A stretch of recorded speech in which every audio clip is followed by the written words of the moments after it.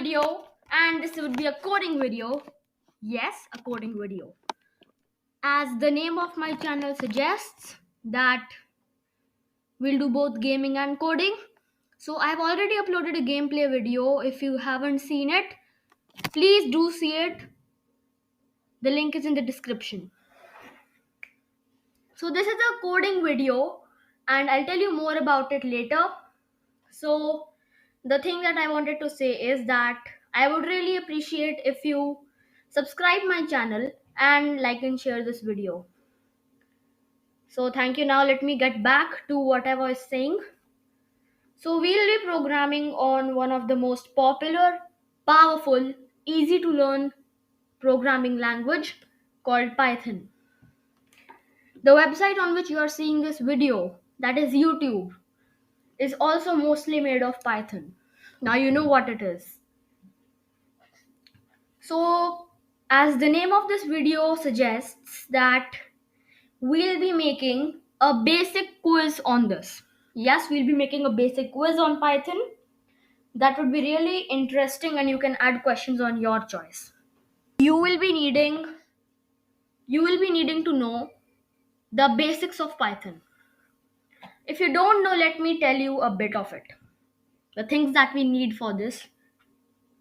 So we'll be needing the print function. Print is the most basic function of Python. It's predefined, and it means, and whatever we type in the brackets of print, it gets displayed or gets printed at the shell.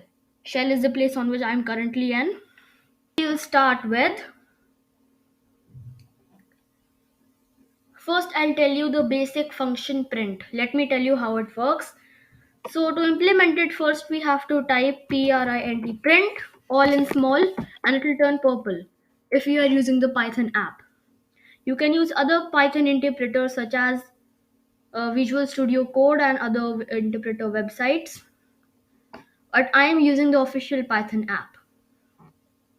Okay, so I have typed the keyword print over here. Now first I'll make a bracket, and then whatever I want to print, I'll type that in quotation marks. For example, if I want to type this,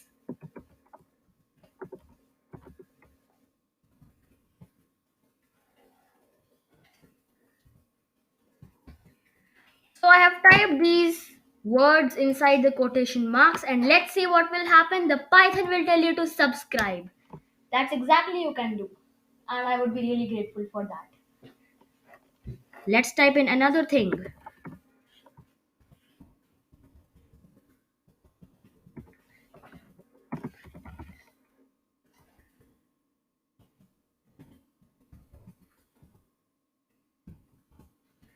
So let's see what will happen if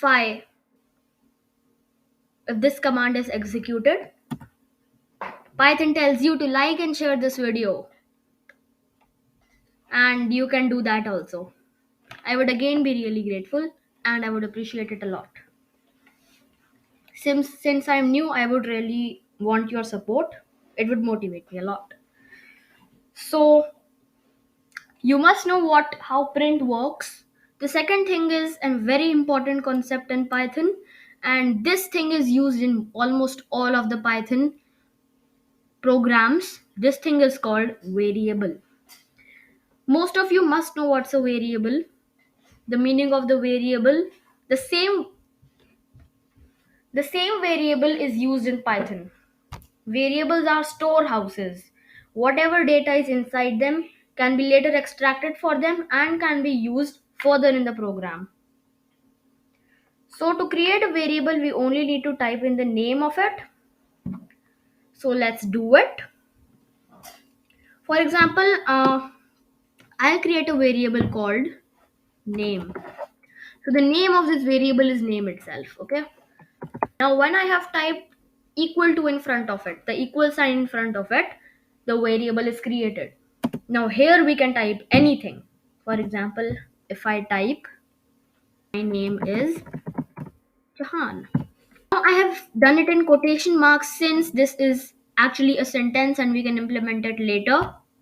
Okay, I've typed it in quotation marks so that we can so that the print command works. This is called a string. I'll tell you about string, integers, and floats later. Then, if I type print and name, you must ask, why haven't you typed quotation marks?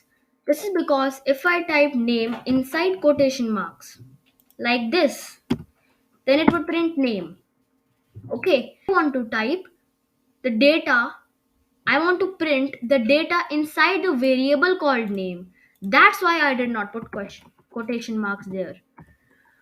So without quotation marks, if I type in anything inside print, then it will enter the data inside it. As you can see, my name is Jahan is entered, and this is the data inside the variable name. Easy. The concept that I used over here, whatever I type in quotation marks and whatever I type without quotation marks, works in all Python functions that have similar working of print. Okay, so you now know print and variable. Okay, guys. So as we discussed some things in print in the shell, and now we know what are those. Those are the basic things that we need. There is one more thing that we need, but explaining that is a bit difficult on shell. That thing is called input. Input is to ask a question. It's like the opposite of print. Now what is input? Let me tell you. It has a similar function that of a similar function of a print, but why is it opposite? Then let me tell you. So whatever thing is added inside or typed inside the input function gets printed on your shell or wherever you are running the program. Okay. So when that thing gets typed, a cursor appears in front of it, so we can give our own input. That's why like print gives the output or it displays a message, and input collects the message from the user. That's why they are opposites. And there's another thing that we need to use. That thing is called defining a function. There are many predefined functions like print and input in Python. There is a facility in Python from which we can define our own function. That is very useful in Python, and in most of the complicated projects we the programmers define their own functions. Use of defining a function is that if there is a enormous piece of code that has to be used more than once in a program, rather than writing it again and again wherever we want to use, we can simply type that program once inside the definition area in which when we define the function. The keyword for that is def. Okay, you will see it if you didn't understand. So then we can type in the name of our function each time we want to execute the data or the code inside the definition area. Okay, so that saves our time. So in this program we are going to make a function that compares the answer or the input typed in by the user by the correct answer, and then it accordingly chooses whether it's a correct answer or a wrong answer. Okay, so let's start. So first thing we'll do is to set up two variables. The name of them would be score, and we'll enter its data would be 0. Okay, 0 is a number, so we can add or subtract and do any operations using it, and it's currently stored as an integer. Okay, integer is a number. String is a word or a series. If we type 0 inside quotation marks like this, then this would be classified as a string. But since I typed it without quotation marks, this is classified as an integer. So we can do value operations with it. Okay, and we actually need to do them. The second variable would be question. Okay, question number, and that would also be 0. This variable keeps the track of the number of questions in the quiz. It is important to display marks. Okay, you will see it. Next, we'll give a greeting message. So I'll use print function here. I'll type it will display greetings. Greetings to the quiz.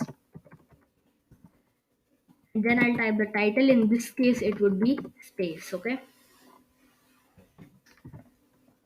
I know I know a lot about space. Don't underestimate me. Okay. Okay.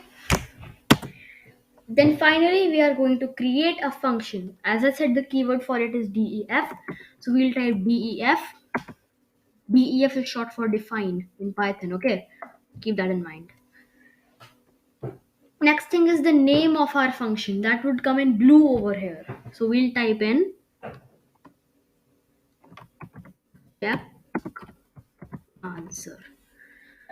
So this means that this function will check the answer.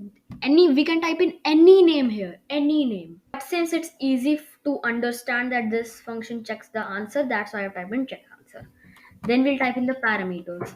You must remember that print has brackets in it. Okay. But there is only one parameter as we do not see any comma.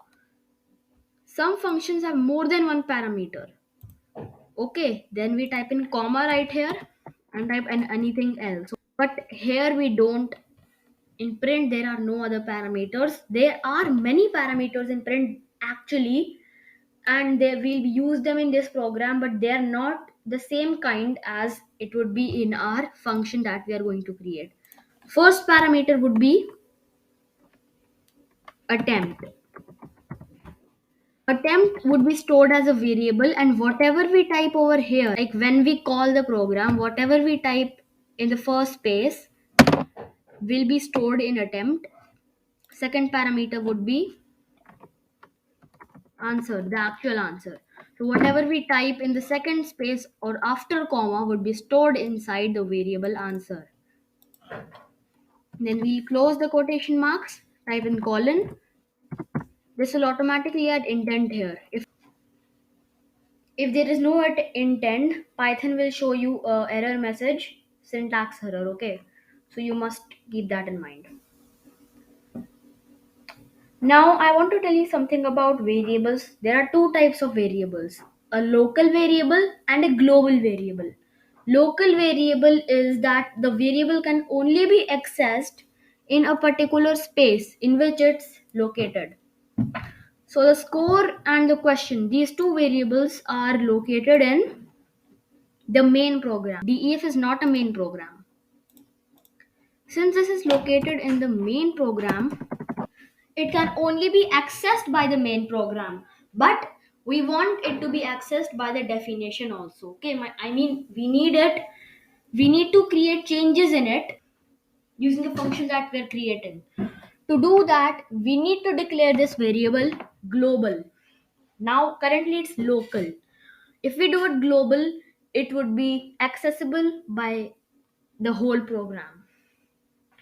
So to make this variable global, we need to type a simple keyword global and then type in the name of the variable. Now the variable score is global. Then we'll type global again and type in question number. Now the variable question number is also global. Both of these variables can now be accessed by checkAns function. Then we'll type in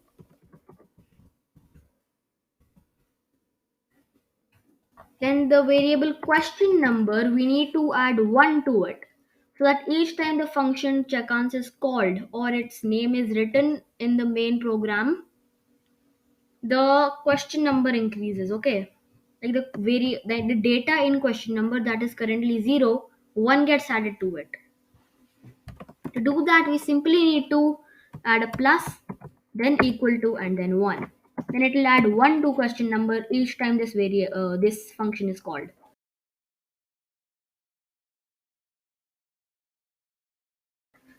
Then we'll type in a if statement. If statement is a condition statement. I'm sorry I couldn't explain you the whole thing. Video would get too long if I explained you the all the things that we are going to use in this program. You must know the things, okay? So if attempt is equal to 2 equal to sign means is equal to the, like if the number is same that we use and put the sign in comparison, that equal to, it's double equal sign in Python. Okay, so if attempt is equal to answer, this means that if the data in attempt is equal to the data is in data in answer, then it will do this. It will add 1 to score. Okay, now if this is a one branch, if I want to add a two branch, then I'll use a else also. But since there is no else over here, because there is nothing, if the nothing has to be done if the attempt is not equal to answer. Now that's why I have not typed in any else statement.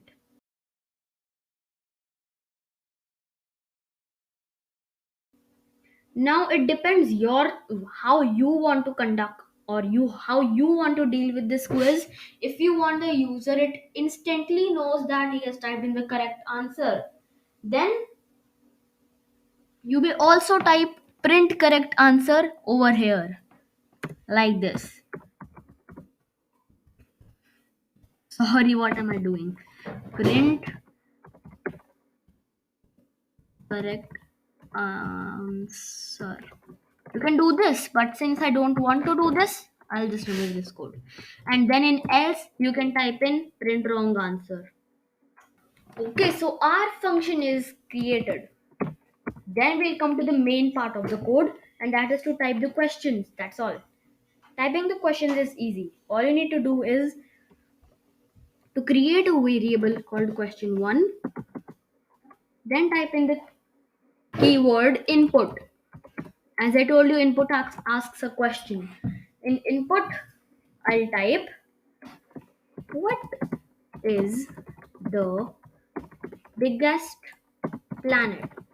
Guys, please keep in mind this is a subjective quiz. In my future Python coding videos, I'll tell you the MCQ quiz also. The code is a bit complicated, okay, and we have to do it on a separate graphic user interface. Okay, and that's done using one of the modules of Python called Kinter. I'll explain you about that in the future videos. This is a basic subjective quiz, and in this we are going to, like, it's a basic subjective quiz, that's all. So what is the biggest planet? Okay, now a cursor will appear in front of the text what is the biggest planet, and then whatever the user types is stored inside the variable question1. Then we'll call our function checkAns. Okay, and then type in the first thing, attempt. This means that whatever user typed in would be stored in the variable attempt. So the attempt would be question1. Okay, so whatever data is in question1 will go in attempt. And the actual answer is the biggest planet is Jupiter. Okay, so I have typed in quotation marks, so because Jupiter is a string, and whatever the user types is stored as a string. Okay, fine. Let's type in another thing. Question 2. Planet is called as a. Now I want to type it in quotation marks, a red planet. But as soon as I type this, like if I want to type red planet, so it won't get stored inside the quotation marks, since the Python will think that the string is closed. There is a handy solution to that. If we type in a backslash, so whatever thing is typed in front of it, Python would ignore that. This is called an escape character. Now here I can type red planet, and it's actually inside the string. And I again want to type in the escape character. Okay, now I finally close it. Very handy, right? You can use that, very useful. Check-ons.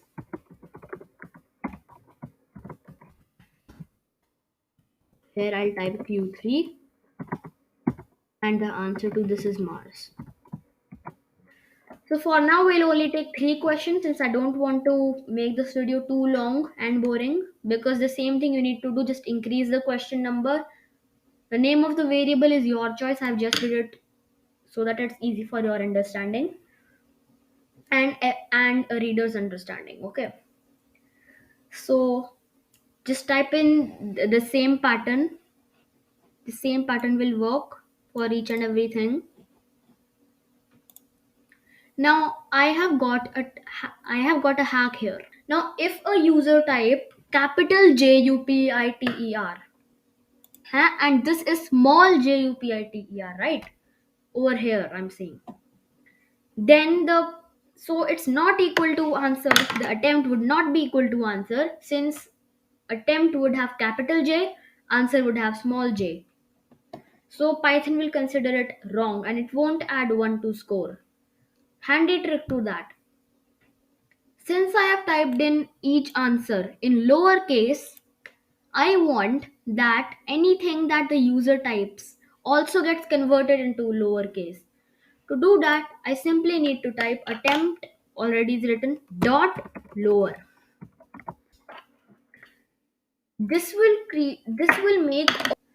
convert the input typed in by the user to lowercase.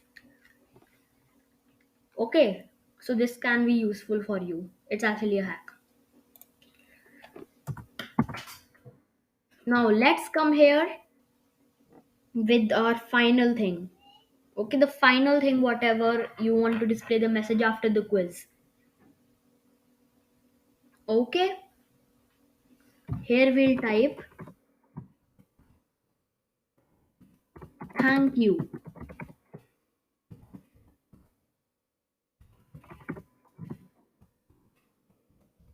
Your score is.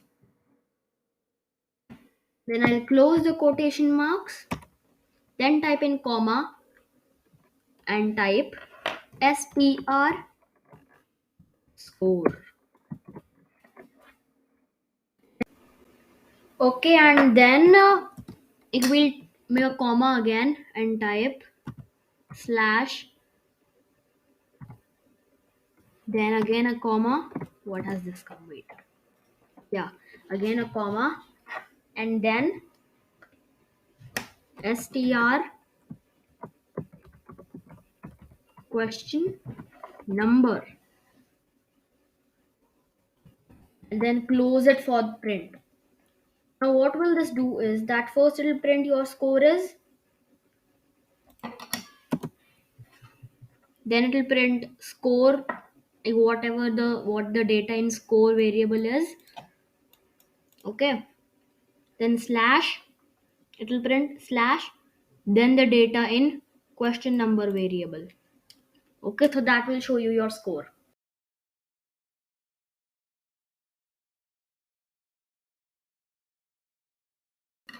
Now our code is completed and let's see how it works.